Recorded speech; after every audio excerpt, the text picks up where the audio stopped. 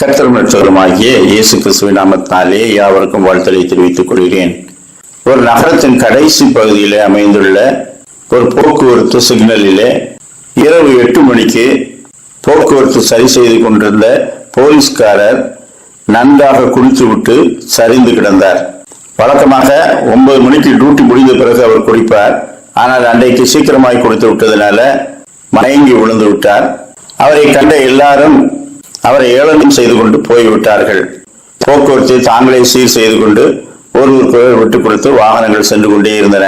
ஒரு போலீஸ்காரர் டியூட்டியிலேயே குடித்து விட்டு இப்படி கிடைக்கிறாரே என்று எல்லாரும் கிண்டல் செய்தார்கள்.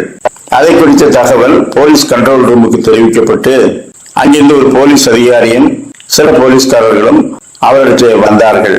அவர்கள் வரும்போது போதையினால் மயங்கி கிடக்கும் அந்த போலீஸ்காரரை சிலர் சூழ்ந்து கொண்டு அவர் முகத்தை தண்ணீர் தெளித்து அவரை ஆசுவாசப்படுத்த முயற்சி செய்து கொண்டிருந்தார்கள். கொஞ்சம் கூட்டம் சேர்ந்து விட்டது. அப்பொழுது ஏற்கனவே குடித்திருந்த ஒரு குடிகாரன் அங்கே வந்து, நாங்களெல்லாம் ஏழை பாளைங்க, வேலை செய்வதிலே கஷ்டப்பட்டு அந்த கஷ்டம் தெரியாமல் இருப்பதற்காக கொஞ்சம் குடித்து விடுகிறோம். நீ அரசாங்க சம்பளம் வாங்கி கொண்டு குடித்து இப்படி படுத்து கிடைக்கிறாயே, உன்னை எல்லாம் என்ன செய்வது என்று அந்த போலீஸ்காரரை கடிந்து கொண்டு அவர் காலில ஒரு மிதி மிதித்து விட்டார். அந்த சமயத்திலே போலீஸ் அதிகாரியும் கூட சில போலீசாரும் அங்கே வந்து விட்டார்கள். அவர்கள் ஜனங்களை விலக்கிவிட்டு அந்த போலீஸ்காரை மிதித்தவனை பிடித்துக் கொண்டார்கள். அந்த போதை ஆசாமி சொன்னான், இப்படி பப்ளிக்கா எல்லாருக்கும் முன்பாக போலீஸ்க்கு அவப்பேர் ஏற்படும்படிக்கு, டிராபிக் ஜாம் ஆகும்படிக்கு இப்படி கிடக்கலாமா, அதான் ஒரு மிதி மிதித்தேன் என்று சொன்னான். அவனை போலீஸ் அதிகாரி பிடித்துக் கொண்டு, அதை கேட்பதற்கு உயர் அதிகாரிகள் இருக்கிறார்கள், அவன் யாரிடத்தை பணியாற்றுகிறானோ அந்த அரசாங்கம் இருக்கிறது, நீ எப்படி அவனை மிதிக்கலாம், எனவே ஸ்டேஷனுக்கு வா என்று சொல்லி அவனை அழைத்து கொண்டு சென்று விட்டார். அங்கே கவனிக்க வேண்டிய விதமாய் அவனை கவனித்து அனுப்பினார்கள். ஆம், தவறு செய்தாலும் அதை கண்டிப்பதற்கென்று உரிய அதிகாரம் படைத்தவர்கள் இருக்கின்றார்கள். கர்த்தருடைய ஊழியக்காரனை இன்றைக்கு குற்றப்படுத்தி பேசுவதற்கு அநேகர் துணிந்திருக்கின்றார்கள். அவர் அப்படி செய்யவில்லை, இப்படி செய்யவில்லை, இது எல்லாருக்கும் தெரிந்திருக்கிறதே, அதைத்தானே நாங்கள் பேசுகிறோம் என்று சொல்லுகிறார்கள். ஆனால் கர்த்தர் கேட்கின்றார், என் ஊழியக்காரனை குற்றப்படுத்துவதற்கு நீங்கள் யார்?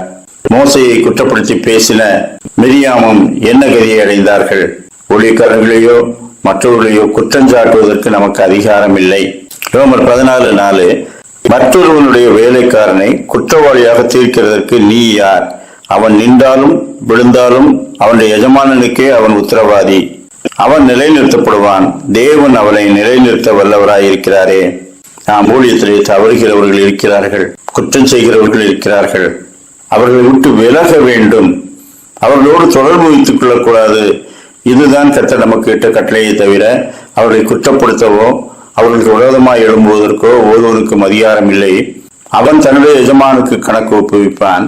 எனவே நியாயத்தீர்ப்பை நியமித்திருக்கிறவருக்கு பயப்படுங்கள், தீமையானவைகளை விட்டு விலகுங்கள், தீமையானவர்களுக்கும் விலகி ஓடுங்கள், அவர்களை குறித்து தீர்ப்பு செய்யாதிருங்கள். தேவன் சிலருக்கு இரக்கம் செய்வார், சிலரை தண்டிப்பார், சிலருக்கு மன்னிப்பார், சிலரை மீண்டும் தூக்கி நிறுத்துவார்.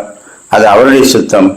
எனவே நாம் தீமையான வார்த்தைகளை ஒருவர் மீதும் நாம் சொல்லாமல் நம்மை குறித்து தேவனுக்கு முன்பாக ஜாக்கிரதை உள்ளவர்களாக இருப்போம். கர்த்தர் தாமே அப்படிப்பட்ட நல்ல சிந்தனைகளை நமக்கு தந்தருள்வாராக. ஆமேன்.